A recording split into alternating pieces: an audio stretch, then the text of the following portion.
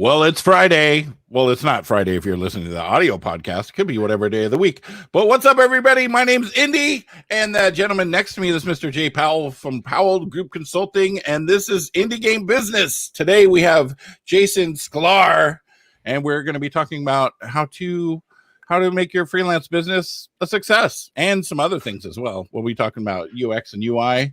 So let's get this show going there, Jay.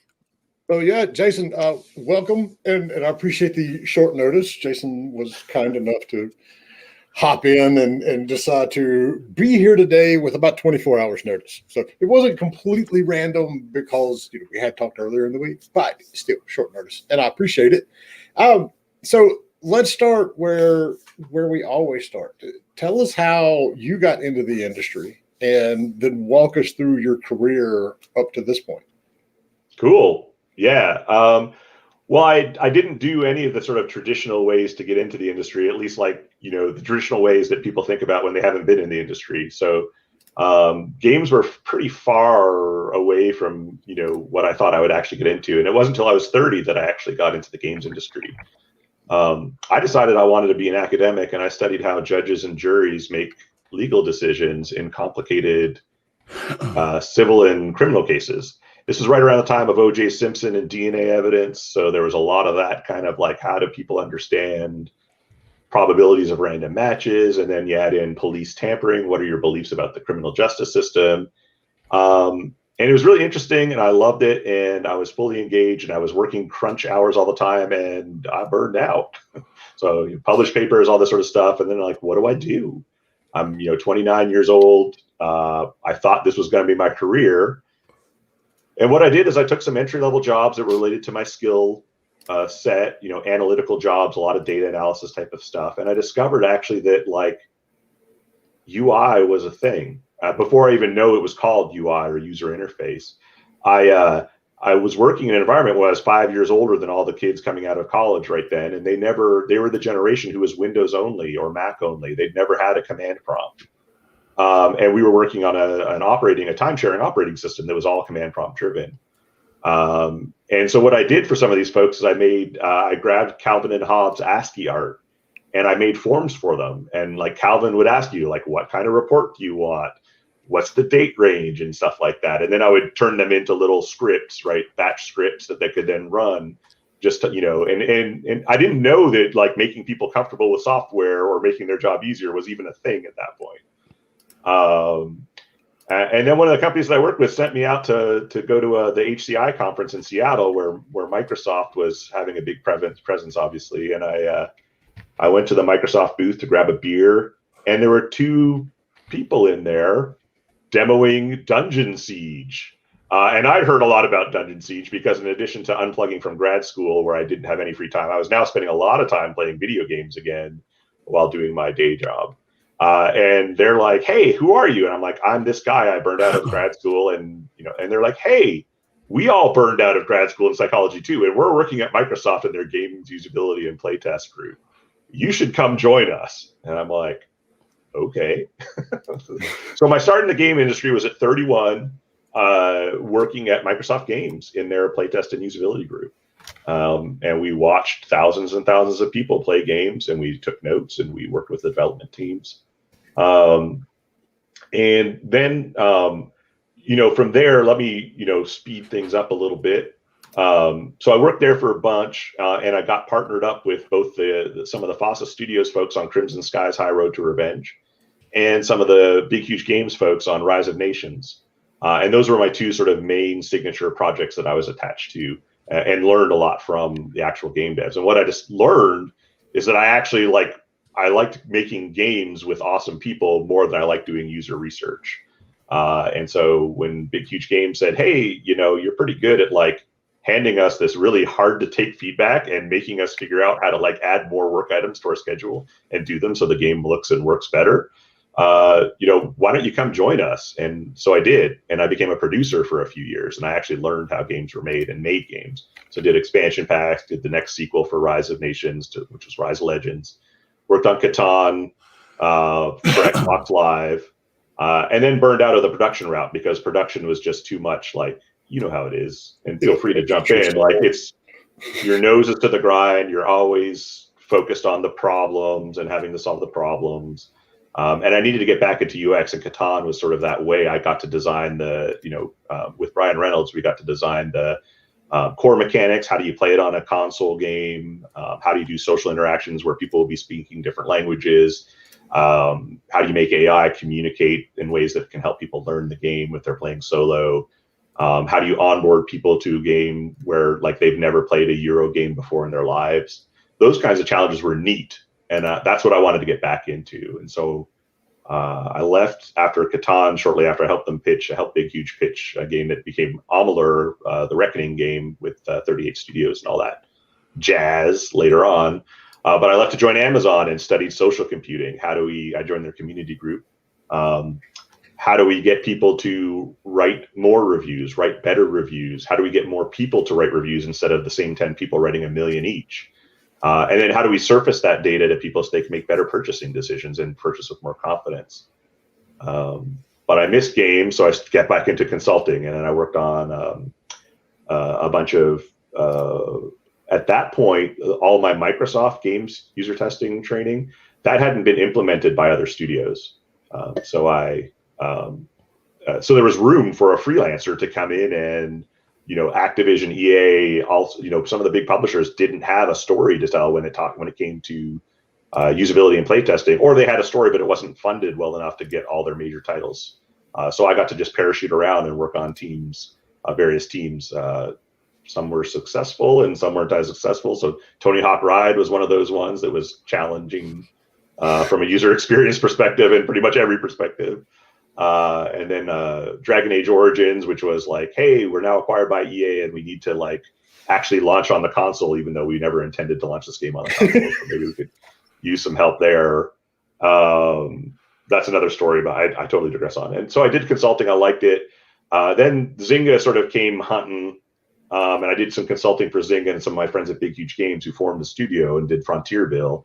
I did a bunch of consulting for them. And then when I looked at the upsides of consulting at that time, versus taking Zynga money and working with folks I knew, I went Zynga.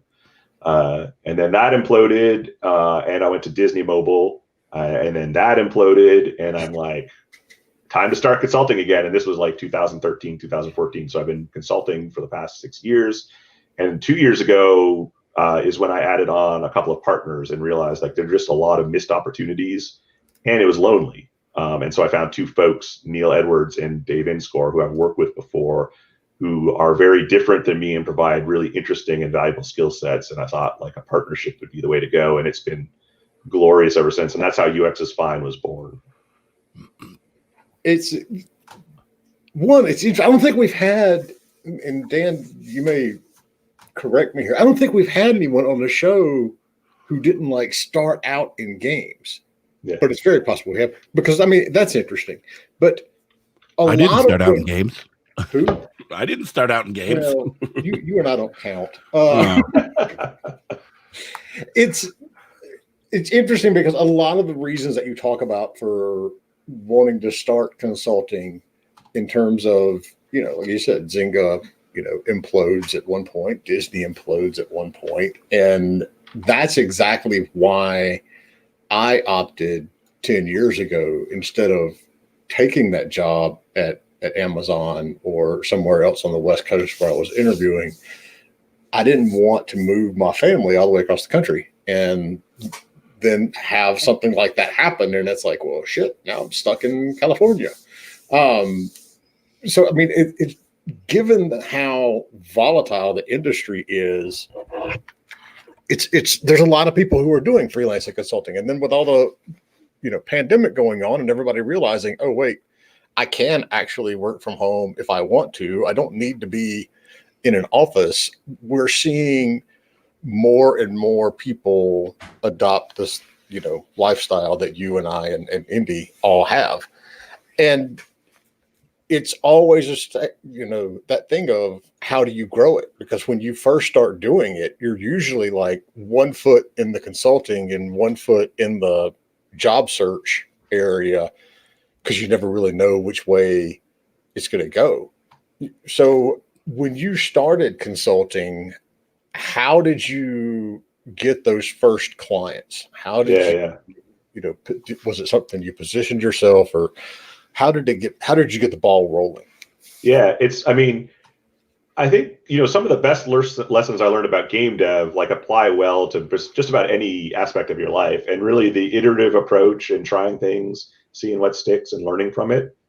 Big Huge Games was sort of that was their shtick. They're not the only ones. They're not the pioneers of the method. Obviously, there's a diaspora of people who emerged from, and went on to do all sorts of different studios, and they ran them in very similar ways. The daily play test, right? You're playing the game every day. You're making changes based on the team's feedback. Everyone matters on the team, and you're improving things. And when you try things that maybe won't work, and you stick with them, and you don't do it willy-nilly either. Sometimes you got to stick with something that's uncomfortable or seems weird, just to give it a legitimate shot. And it's, that number one is being willing to iterate. And then number two, and I'm going to get into how did I land specific clients and stuff like that in just a sec. But number two is being realistic with yourself and what your situation is. So the first time I went consulting, it was me and my fiance. She wasn't even, I don't even know if she was my fiance at the time, but she was my girlfriend that we were living together. It was two of us in Seattle, living in a small apartment above Pete's Wines or whatever, right on East Lake. And our rent was $900 a month or something between the two of us. She had gigs. It wasn't like we weren't laden with debt or anything like that. It's let's just give it a shot and see what happens. I'm in Seattle. If I need a job, I could get a job. And so it was kind of experimental at the time. And, I didn't know. All I knew was thankfully I had a good network of folks who knew me, and felt comfortable referring me on to other folks who were having problems with their games. And so that was a thing. And I just became a student of, how do you find people who have needs and network with those folks? And then, try my best without a pitch deck or any kind of business background, figure out how to cost these things out and figure out, how I'm going to attract a client who can pay my living wage. And so how I landed those first few clients, some of it was the first round was, some of it was there were people I worked with before and they knew me and they knew that they needed some work done. And the main thing that I wanted to build was sustainability. And so what I knew was I couldn't be it's Gil here. I just need one more deal to, so I can feed my kids at the end of the month, right? I wanted to use my internal contacts as a way of iterating on my process, my approach, getting some cash in the bank, obviously. But I knew that if I became comfortable with that, I would be just as dependent as I would be at a full-time job, right, on that relationship. And as we all know, the games industry is volatile. They might love you, but if you're going to pay a coder, you're going to pay Jason. You're going to pay a coder every time, right? So yeah, exactly. I mean, that's one of the things about being in a specialized section of the industry, like I am and like you are. You don't necessarily. We're not needed all the time. and you're right. It's and if we were willing to do it, that's a different thing too. So I did have a producer background, but what I knew is that made me miserable at my soul. I just wasn't fit for it to do it all the time. So it's how do I form my goal then was, how do I form a game development studio with 3 of my friends when they don't need me? They need a business person or they need a executive producer, right? I could never be that 4th person in an indie startup unless I was willing to be those things. And I wasn't. I just knew that I just emotionally couldn't do it.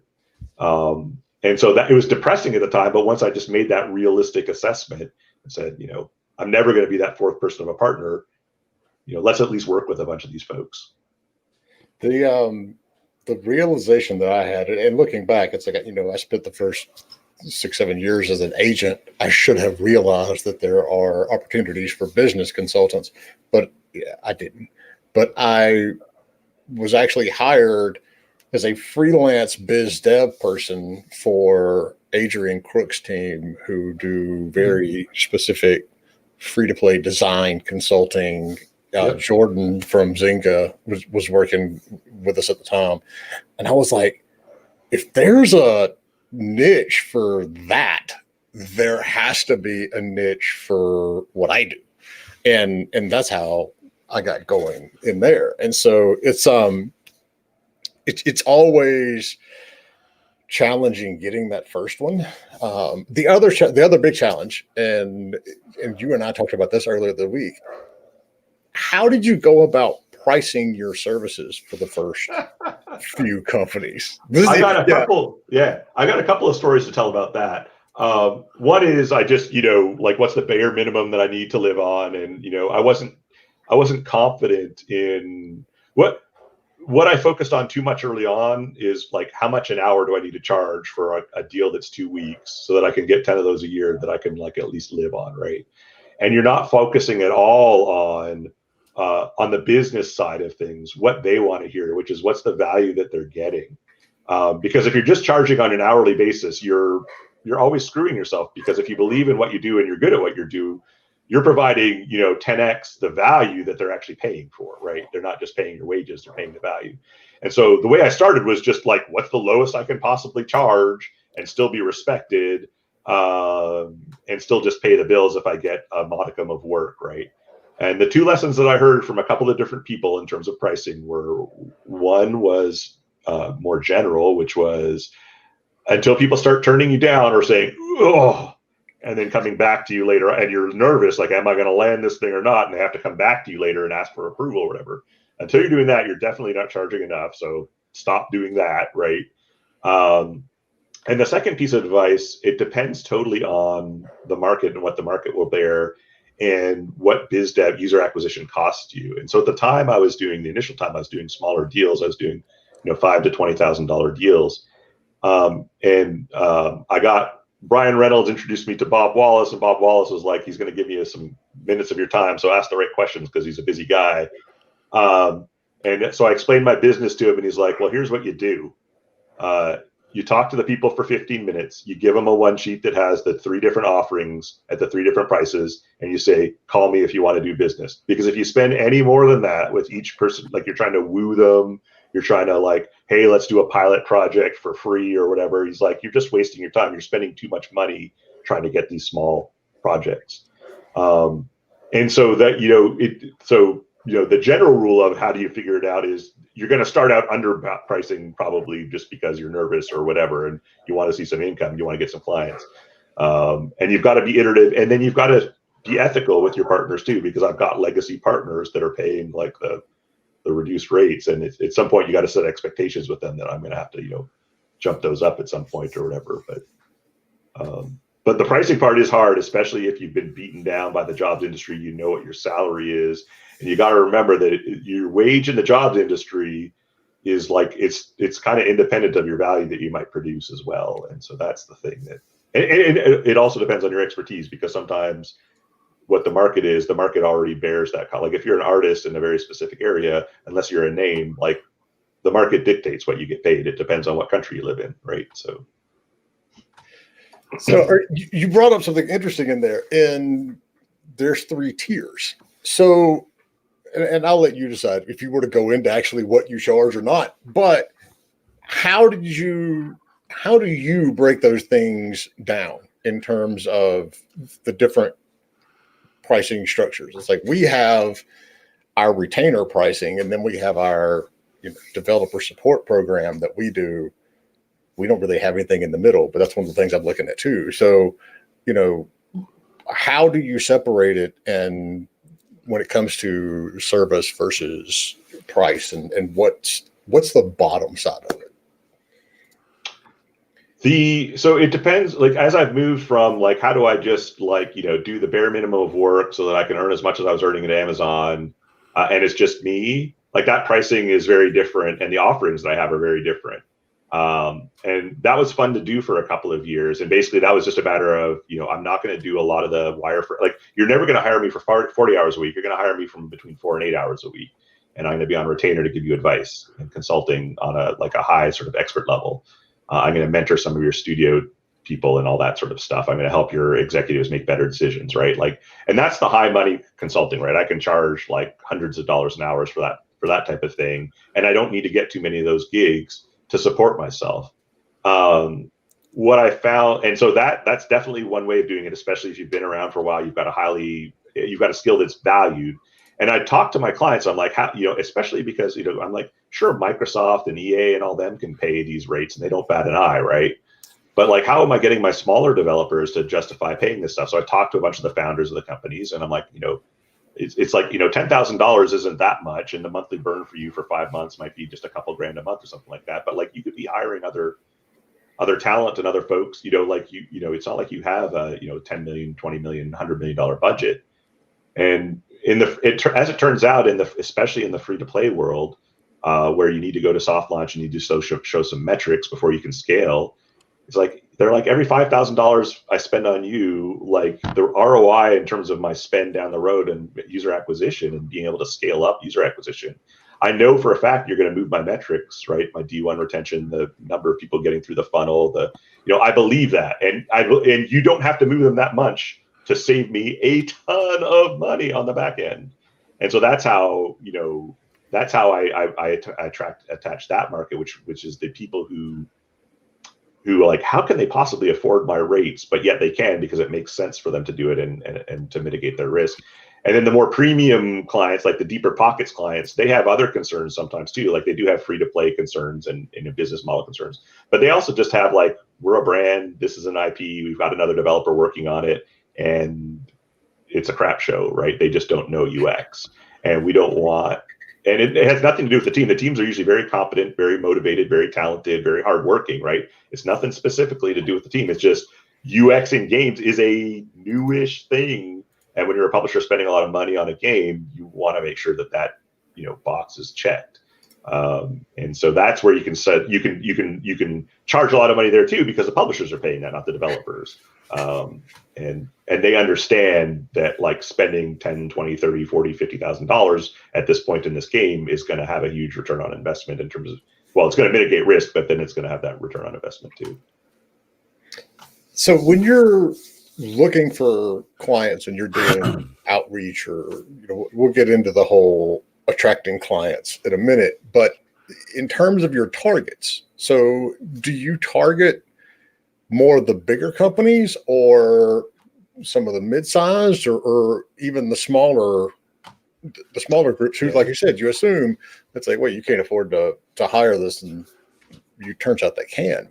Where have you found that sweet spot is in terms of companies or groups that are willing to and need to hire a freelancer? Yeah, it's tough because we're moving away from the freelancer model, and we're never about butts and seats. We're never about being a for hire service where it's like, hey, I need 3 engineers to apply to this project or whatever. And so what's happened is we did a deliberate, so just to be candid, like just to show some of our strategy, and we actually have John Kimmick, who's our strategy advisor. He sort of helps us look at the numbers and stuff and figure out what do we want to do. And now that we're a partnership as well, we need to come to an agreement on that sort of thing.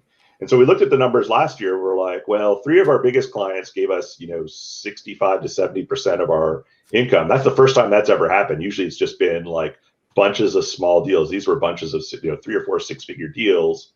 And so strategically, what do we want to do and how do we want to grow the company? Well, the answer is the way to grow the company and be able to hire more people and build ourselves as a business is to focus on these bigger jobs. And that means you have to feed the beast, find a pipeline of work of contracts so that, you can staff all the seats and keep people working for us and then being really profitable on that type of thing. And so that changed, how we sort of approached it.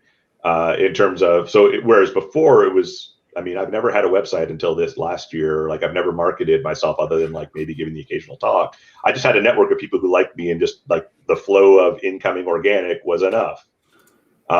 That's clearly, now, but what that did was that made it hard, because sometimes we would have to be like, we really like and want to work with this, but it's not super profitable. And what we're going to do is we're going to spend a lot of time on that, and we're going to miss out on bigger and better strategic opportunities, not just the fatter paycheck, but like just if we want to grow the business, we're distracting ourselves for some of this stuff. And maybe we're in a position where we have to turn down some of that work. But it's heartbreaking because the origins of my business, right, are, yeah, it's nice to have the fatty, like I always have to try to have a big fatty juicy publisher contract that like helps me like pay the bills and have some stability.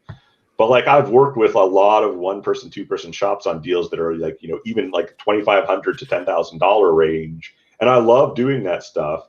but I can't do it as much anymore. And now we're at the challenging part where we want to engage those folks. We want to work with them. How do we even do it in a sensible way? And, how do we scale that kind of stuff up?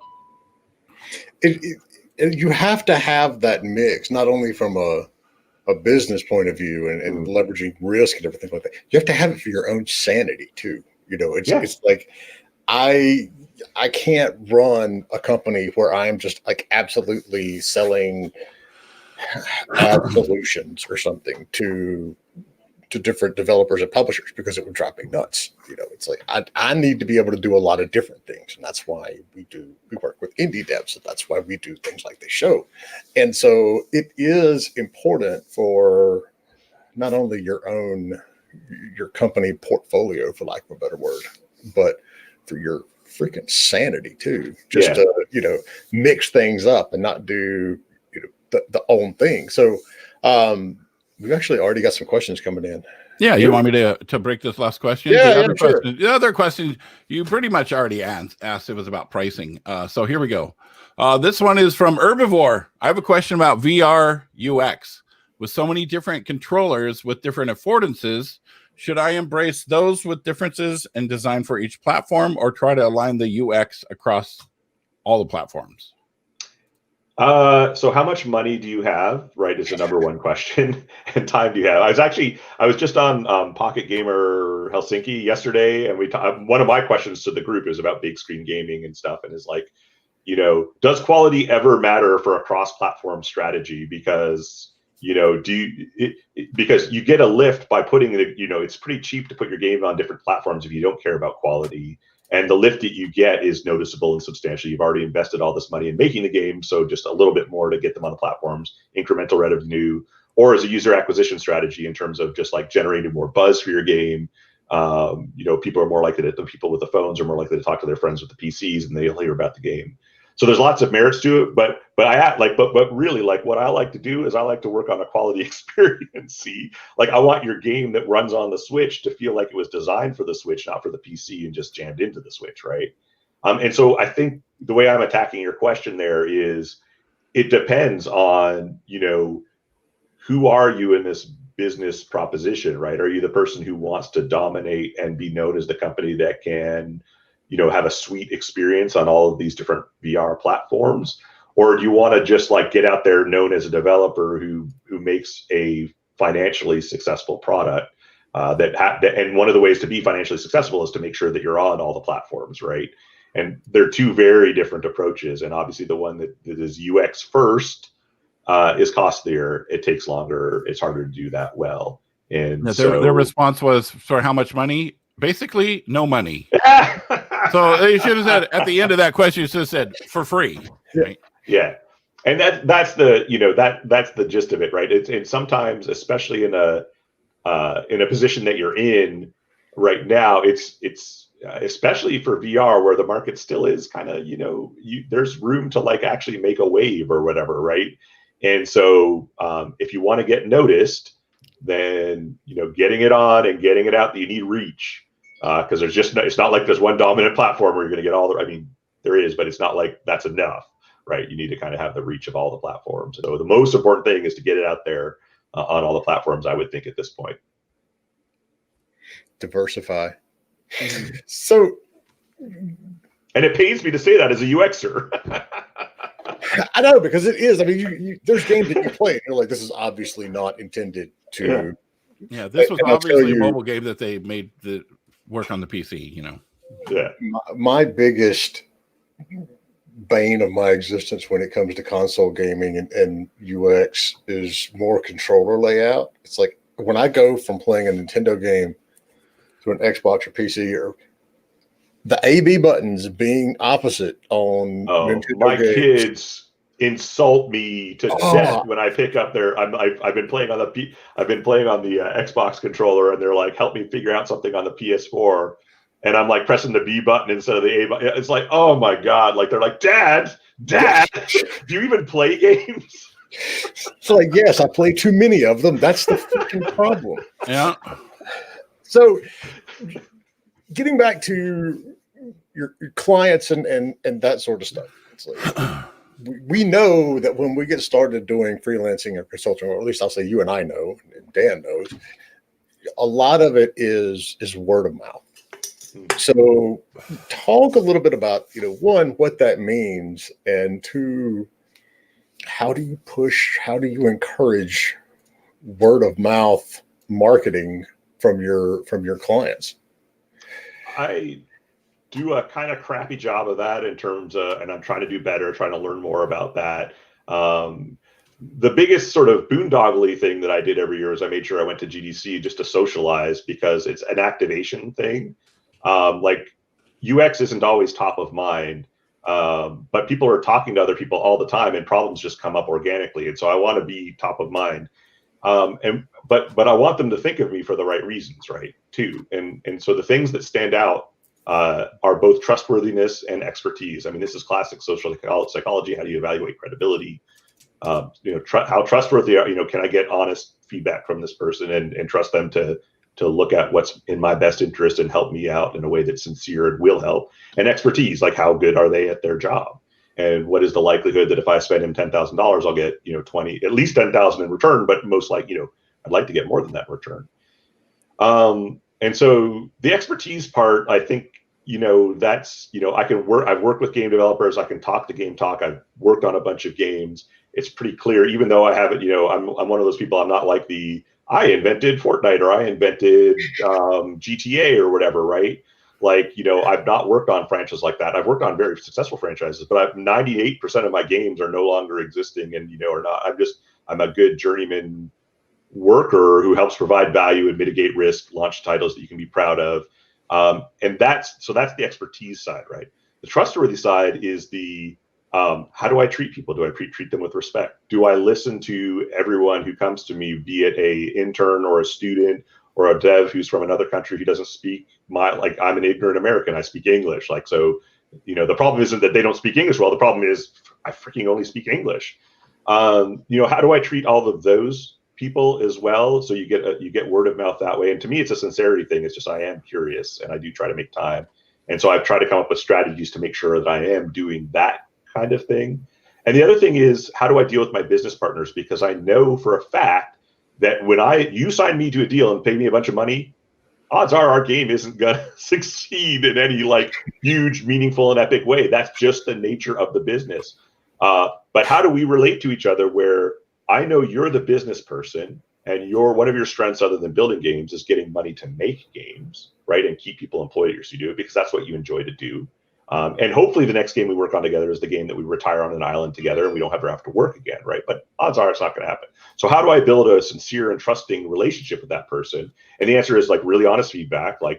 Okay, I realize we only have this amount of money and this amount of time, and this is probably where you're going to be able to get, and it's not where you want to be. If you want to keep doing it, let's do it. And I've had to turn down work or stop work partway through and big juicy contracts where it's just you know what? I had a overseas language difference, time barrier difference, different production culture. They weren't ready for an iterative approach. And after a couple of weeks in, and it was a juicy job, very well-funded publisher. And I had to say, look, we're going to get 6 months down the road. I'm going to have the money. You're going to be where are the results? And that's not going to be a pleasant conversation. That's not the way I want you to think of me. And those folks there totally respected me. They hated the fact I couldn't solve the problem, but they respected me. They refer me out to other folks. It's, so how do you build that trust? And it's easy to do when you're winning, right? When you're already kind of successful. It's harder to do when I need this job or else I can't pay my mortgage. And so, I also admit that part of it is, luck-based or situation-based too. It's easy for me to make these grand proclamations and just be true to yourself and all that sort of stuff. And for me, it's been easier because I've found myself in a situation where I'm not, living month to month right now. So that does help big time, doesn't it? Yeah. Hey, let me drop in with another question from John Engesser. He's on LinkedIn, and his question is, not sure if you do much in mobile games, but how old phones do you try to optimize free-to-play games? That's a shift in gears right there. Yeah, and that's awesome because one of the biggest parts of UX is the top of the funnel, and it's how does this perform on devices? And in fact, oftentimes the first questions I ask mobile clients are, let me see the very top of funnel in terms of like how many people are able to load the game, get into the game, and all that sort of stuff. And it's like, I see you want me to address this 12% drop on the tutorial step 4, but like you're losing 17% of your people right here because they can't load the game in under 20 seconds or whatever. And this very much speaks to hardware. Usually the publisher or the developer has a sense of what phones, like what handsets they're going to support and stuff. And it's the cost benefit analysis, right? It's the, is our market going to be mostly North American and European, and where we know they have good cell phone connection, that they're likely to be buying the newest phones and stuff like that. Then you have a little bit more freedom in terms of like saying, well, we're just not going to support these types of phones or what have you. But if you're highly, you need an international market, or you're planning on really launching other places, you have to be very contextually sensitive to those areas and what kinds of phones folks are likely to have there. I mean, if you're Blizzard, right, or if you're like super well, like, because Blizzard is always, or at least when I was playing a lot more Blizzard games, they were always that you could always know you could run a Blizzard game on no matter what you had, because they thought about that, right? And when I worked on Microsoft games, we tried to do that. We had min config labs and stuff like that, and we were reasonably concerned about that sort of stuff, but not in the way that Blizzard was. Like I said, I don't know if that's still to this day, because I haven't played on a lower end machine in a while, really, to test it out. But yeah, there's no good like stop at iOS 12 on the phone and stop at rainbow stripe unicorn poop on Android, because I can't ever remember what the names of all their OSs were or whatever. I wish I could. And so it's, the more important strategic thing is to like really be hand in hand with your lead dev on that and figure out what the trade-offs are when you make some decisions, and like how hard would it be if this game does get big and we need to go on other platforms. Have we totally sewn ourselves in a corner, or are we able to scale down the road?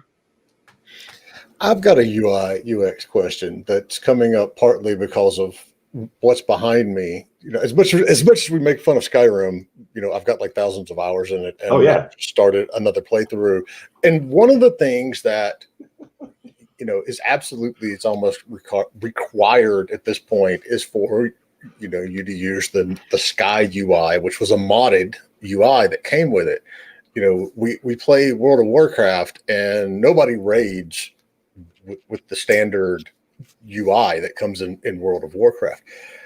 Where do you learn and iterate new aspects of user interface, and how much of that comes from AAA games versus coming from indie games and the mod scene?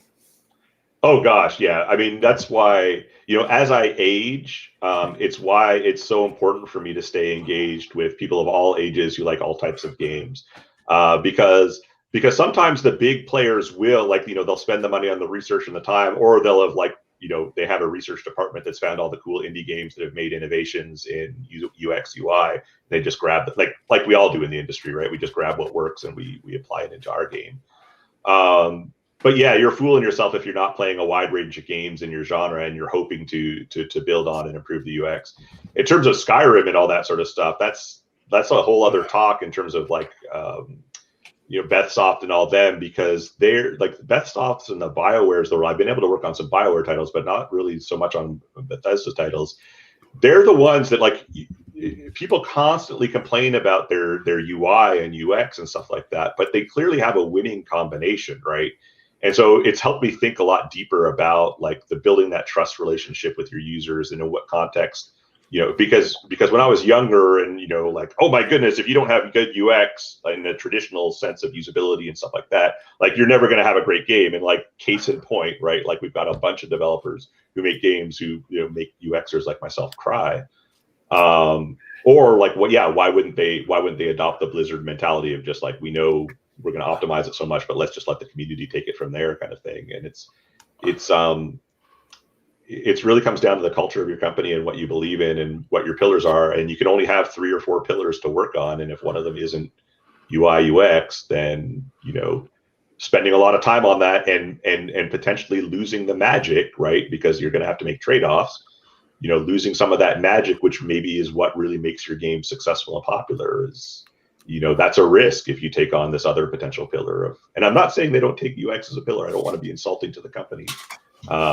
But like clearly they've got magic there, right? And you don't want to mess with that. You want to keep if you got that magic, you want to use that magic and harness it. So how, getting back to the whole business of freelancing, you keep a good rapport with your clients. That's one of the things that, I always tell my team when we're working with a client as well is, listen, we're the consultants. Okay. We're not doing the work. If they hired us because they want, our opinion and our feedback on this, and we give it to them and they don't do it, then there's not really a lot, we can do. And so that kind of puts you in awkward situations when you're talking about getting that good feedback and that word of mouth. Once you start growing, how do you transition from your traditional word of mouth marketing, which is like what I know every consultant and freelancer I do, that's 90% of the marketing that gets done. What's the next step after that? When you need to bump it up a notch, where do you market your services? Well, right now we're still in that sort of hybrid place where like I am kind of still the face of UX is fine. And so I have these relationship stuff because I've been in a position where I've been having to harvest them over the years, and I've worked at a variety of different places where Dave and Neil have my other partners. They've worked more consistently at studios over time. And so right now, in terms of organics, it's like it doesn't make as much sense for them to be reaching out and talking to folks. But what it means as well is that we're critically hampered by like this mug of mine, my style of interaction, and the way that I think about doing business, which is very limiting, right? It's been successful, but it's also limiting. And so in terms of word of mouth, what we've got to do is we've got to do the more standard stuff. We look at the other folks who are doing work in the area, and how are they? Because really at this stage, it used to be that just developers would reach out to me, and they still do, and I want that organic source. But at this stage, we kind of have to like have a more direct path to the execs and the people who are willing to cash the bigger checks. And there's a standard way to approach that in terms of, so it's word of mouth, like I want execs talking about our company, but then I need to give them consumable decks and PowerPoints or case studies and stuff like that, so that they can like instantly see the ROI and be like, this is a smart business decision. And so I think the word of mouth will still get you in the door because it is still people who know people and all that sort of stuff. But the user experience of me, like my clients, my happy clients right now who want to promote me within their big publishing orgs, they're like, they mock me, they make fun of me because I don't have just a simple little deck that they can just hand off to other execs so they can understand what return they're getting on their investment of money. And we should be grown up about it, and we should, it shouldn't be just like you got to get into a room with Jason and just talk to him, right? That's not scalable. And also, like I said, I'm me, and I might work really well with like X% of prospective clients, but I'm sure there's a bunch of people who are like, who is this idiot? And like, can I please not talk to him ever again? But I do need UX work done. Yeah, I know that. I know that struggle as well, because we've got to the point with the Powell group that it's like I stopped making decks years ago because it's like every time we had a proposal coming up, it was a different deck I had to do because no two clients are really the same. And now it's getting back to the point that I'm like, oh shit, I need to make a deck. So that has been a huge improvement to our process this year. Like Dave and Neil, bless their souls, they like forced me kicking and screaming and did a lot of design work. And now actually because it used to be everything is a special snowflake and all that sort of stuff. But now we're more in the, like, we can customize a bit, but really like the skeleton and the backbone that we believe in, we kind of, other than upping the prices probably at some point soon, we believe that they make a lot of sense. And so now when it comes to just like, someone else just needs to know about us and do that quick, like, do we think they got it? And is their price totally, within our budget? We've got a quick turnaround on stuff like that now. And that has been a huge improvement because that was a big drag before. And some of the stuff that we're offering, like when I'm asking you for 5 to 10K, word of mouth might work fine. If we're asking for 150K, word of mouth ain't enough. No one's gonna. I mean, well, sorry, that's not true. If I were, Lord Hootie Snoot, the top game designer in the industry, then yes, that would work. But like for me, no, that doesn't work. So do you have is like your deck on your site, or is there somewhere where folks can go and look at it? Or is it one of those that you just send out via, when someone's interested? So we're going to have two versions of that, and we're working towards both, because our website is a good, like, it talks about our process, and it mentions like all the fancy names of like, big publishers and some smaller publishers and developers that we've really liked working with over the years. But it doesn't give you a sense of those case studies and things. So what we want more of is we want people who are interested in UX and UI to be able to look and see case studies and how we provided value for games that we can talk about. And so that's step one, right? And then step two will be the sort of the public deck, which is just basically our web, what exists on the website, but in something we can just send so people can pass it around as opposed to clicking on a link. I don't know if that's what people like to do. And then you'll always have the sort of confidential deck that goes a little bit more into process, and that through word of mouth, we can talk a little bit more about some of the specific things we might have done on games that we just can't have hanging out there because no one wants to have their dirty laundry, out on the web or whatever. And so we do have that sort of stuff. And it's the kind of thing that we want feedback on too. So it's not like we're hiding it deliberately. It's just like, it's been a process. We've got Miro boards, we've got XDs, we've got PowerPoints, we've got Google Slides. And like, I think we've finally hit that point of like acceptance where it's just like, you know what? We're going to see the flaws. We're going to hate it. And it's still got to just go out there and be there because we're overthinking it. And, something is better than nothing oftentimes. It's never going to be perfect in your own eyes. Oh God, no. There's always going to be something that needs to change, but yeah, you're right. And we have partners, right? So we all have different, what's the most important thing that we need to convey in this piece of material? So when someone is talking to you and they need a pitch proposal, so they can run it up the food chain. Yeah. Do you do that in document form, or does that go into PowerPoint? How do you? So we've got some legacy issues and we've got some new processes. So the standard thing that I used to call it the get to know each other package, which is now our audit package, which is I said get to know each other as opposed to audit because the idea was that my business model then was I do 10 of these audits a year, 3 or 4 of those clients stick around for retainer-based consulting agreements. So it's get to know each other. And instead of doing a free one, like a lot of people, or not a lot of people, some people who are very well known even, they're like, we'll give you a day of work for free. If you like us, sign us to this deal.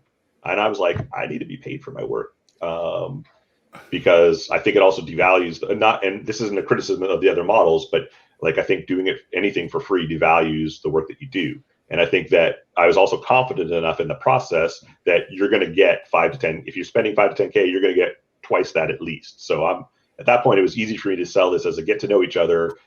You'll walk away with something concrete. And then maybe we'll do a retainer agreement afterwards. And that was just a bullet pointed list, man. That's just like, and I still use that today.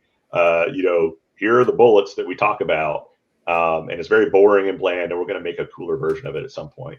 And then the more comprehensive services that cost more, well, they get, a little more visual love.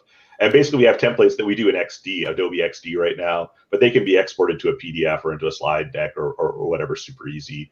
And we just generated, templates that we can just plug in new logos and customize it if it needs a little tweaking, and it's easy to just like churn those out.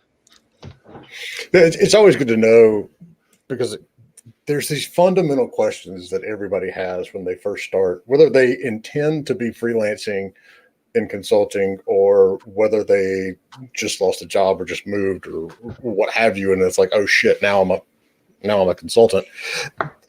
It usually boils down to how do you price yourself? How do you find clients?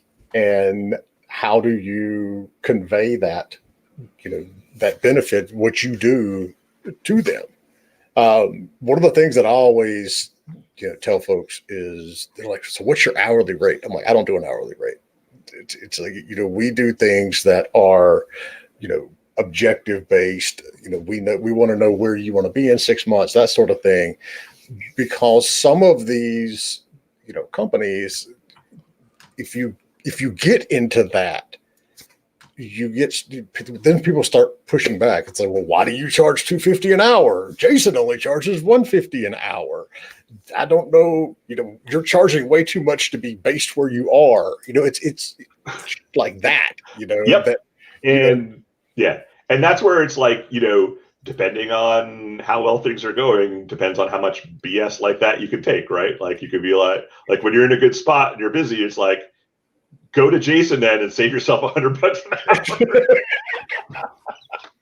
And I'd like to say that we're always in that spot, but we're not. Like, what you need to learn is, like, at some point you need to pay the bill. Like, you just need the money, right? At some point you're going to have to sacrifice, and you're going to have to take it on the, you're going to have to take it. And you're going to teach yourself that this is not the way I want to do business for a living.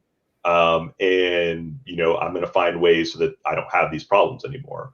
But sometimes you just gotta do it. And that's why we're actually very transparent with our numbers in terms of how it works out, like the numbers that you can expect from each of our people and what the burn rate is of that. And if you want to talk to us about the number of hours, if you think it's too many, too few, or the rate for each hour, we're happy to talk with you about it. But like we're at this stage, we're not really going to budge on that. And we try to go, we're working on our qualification process. Like, the reason why we need to do more marketing is that there are people out there who can't afford it, see the value in it.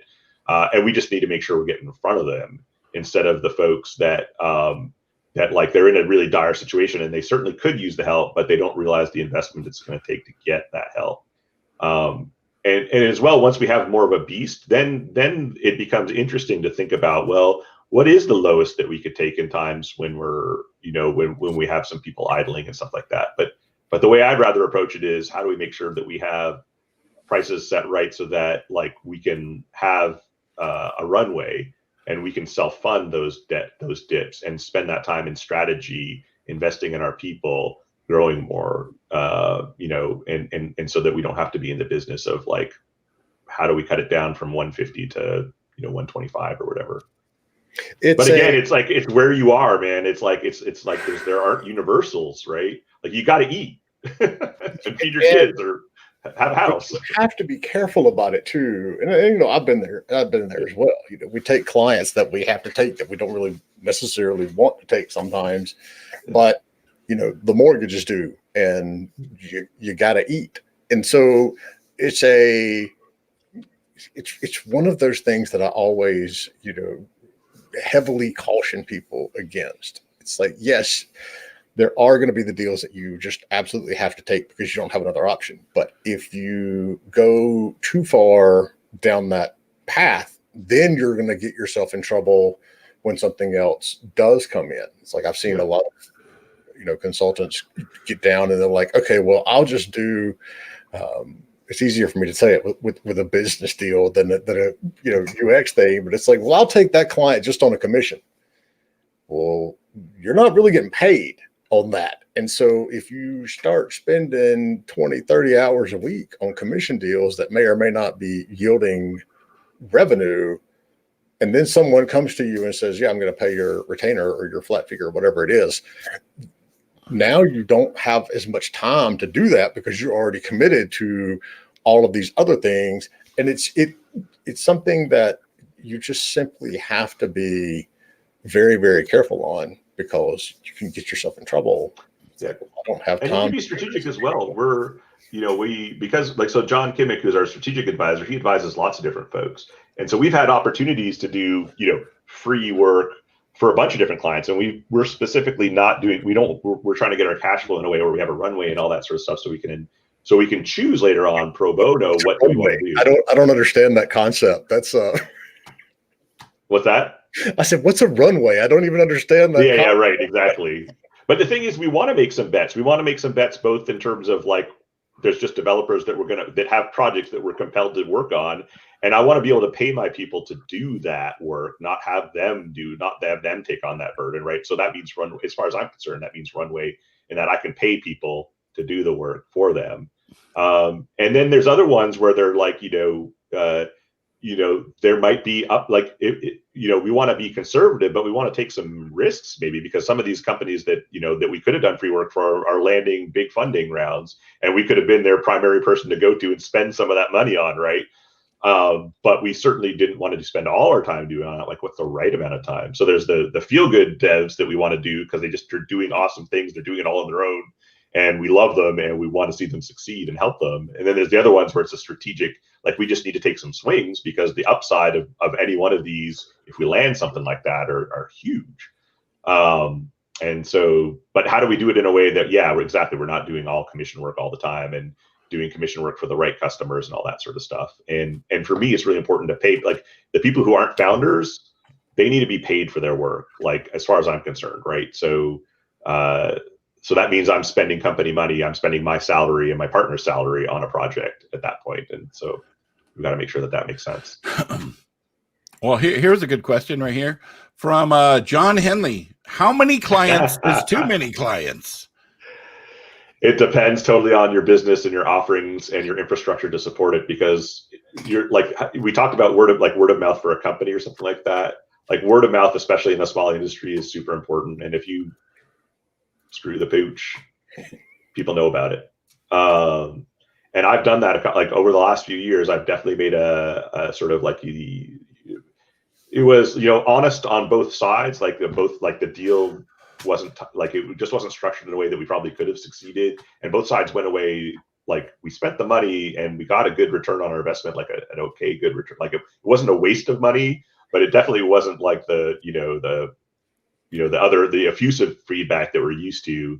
And that part of that comes from too many clients, right? Like, it's just, if you don't have an infrastructure that can service that many clients to the high degree of fidelity, that they're all getting the UX is fine, or whatever your company has experienced, then that's too many, right? And you can only learn that one way, by taking that number plus one and effing up a job.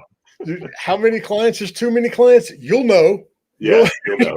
Figure it. But it is. It's, we did the very same thing several years ago. We hit that point where we had too many clients at GDC, and it was oh man, yeah, sure.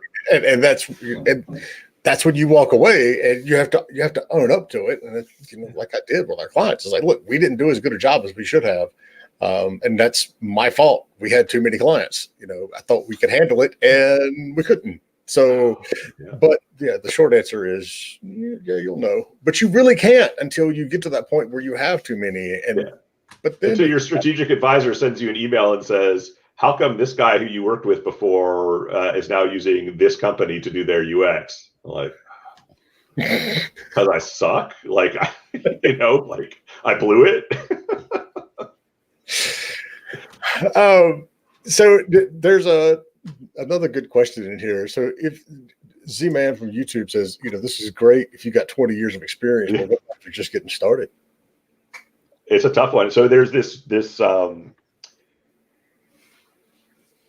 it depends what really, I think, at the heart motivates you, right? If you want to just do good work, build up your resume so that in 20 years you can be your own boss, and it doesn't take you 20 years. Like, it took me 20 years maybe, but it doesn't have to take you 20 years. Then what you need is you need to take the contract jobs. You need to take the jobs that will hire you kind of at the beginning, because the actual finding the jobs and the skills of that, and you need to build the reputation of being able to do the work. Because the bottom line is, they're not going to pay the money if you can't do the work and you're not proven, right? Like, these folks who are spending this kind of money on consultants, all they're about is, like, risk mitigation, really, in the end. Like, they want to delight users, they want, but really it's about risk mitigation. How do I get this thing out the gate on time where I can get a return on my investment? And I'm only going to spend more money on it if I think it's going to, increase my odds.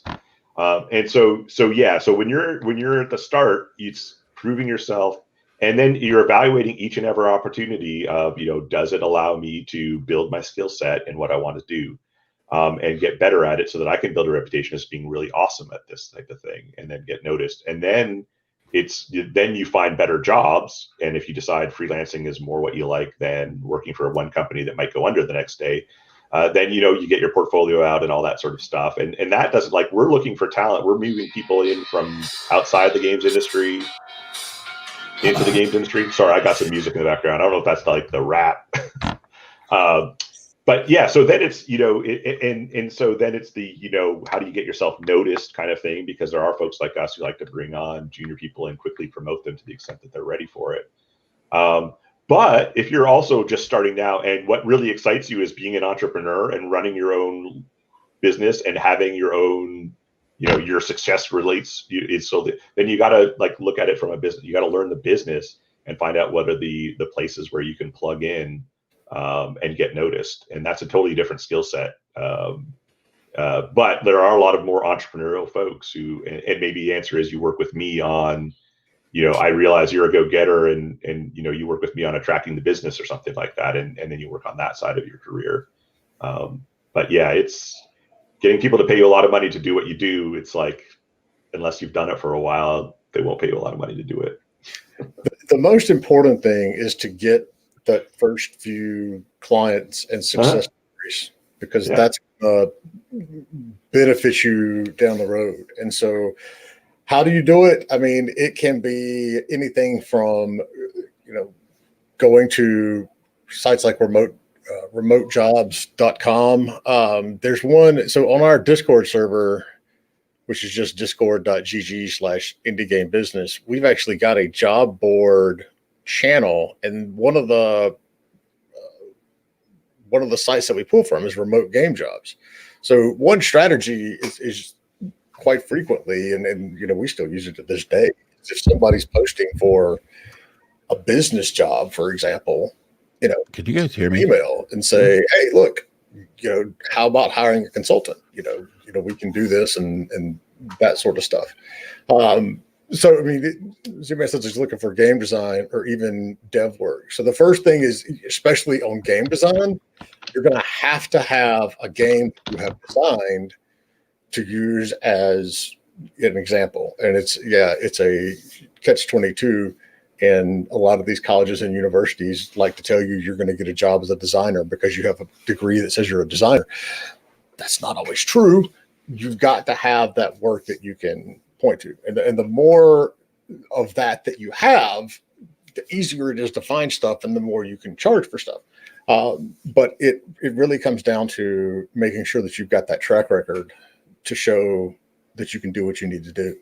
But, when we're out there, looking for clients and that sort of stuff, going to job boards and seeing who's hiring is a good opportunity, because they may be more interested in having someone with your skill set versus somebody they have in-house.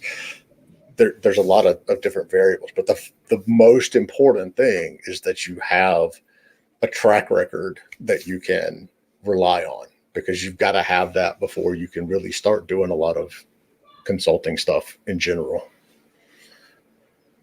All right. So if anybody else has got questions, we're coming up on our time here. Pop them in the chat. If you're on the Discord, you can DM me your questions on the Discord, and that'll work as well. So let's just talk, timely stuff real quick. Xbox or PlayStation in December, Jason? I've migrated over time because I've still got my chip from my Microsoft days. So, but once I moved out to the East Coast, and now that I'm not in East Coast time, it became harder to synchronously play with my friends back on the West Coast. So the PS just kind of more emerged as a thing. You'll see in my background here, I've got the PS here. The Xbox is downstairs. I'm agnostic, and I'm not an early adopter of any kind of tech. So I'm not going to be a first mover. I'm not miffed that I didn't get into the pre-order for my PS5 or whatever. How's that for a waffly answer? And it's not because I'm desperate for like Sony or Microsoft business. I don't want to piss one or the other off. It's like there's so many devices and so many ways to play games. Like I'm like, all right, prove it to me. Like, let's hear what people are talking about and watch what they're playing, and then I'll make my decision. It's always interesting because it's all speculation right now, and you'll see arguments going either way. And when I worked at Microsoft, even as part of that culture, like making fun of the PlayStation, like how could people possibly want its inferior hardware and all? It's like, I was a professional in the industry, and I was still like making judgments like that. Like, really? But that's what, at the end of the day, the core hardware only really matters to those early adopters anyway. Yeah. But the article I read, I guess it was this morning from PC Gamer, was talking about the exclusives and things. And it's like, just admit that this is coming out on PC eventually, because apparently one of the big announcements Sony had during their thing had this giant asterisk beside it that said, "Oh yeah, it's actually also coming to PC." So which was, we're reflecting on another Slack group that I'm on, and we're reflecting on how interesting that is, right? That now exclusives are going to be on PC too. Yeah. Yep. So it's not really exclusives anymore. Jason, thanks, man. I really appreciate this. This is the type of stuff that we're trying to get out there and educate folks on, and give some advice here and there. So if Jason's on our Discord server, like I said, Discord GG/indiegame.business, I got to get him a bump up to the give him a bump. Oh man, the show. I don't have you tagged as that yet. Now there's going to be like pressure to perform and be thoughtful and responding people. And don't get performance anxiety. That causes bad things there.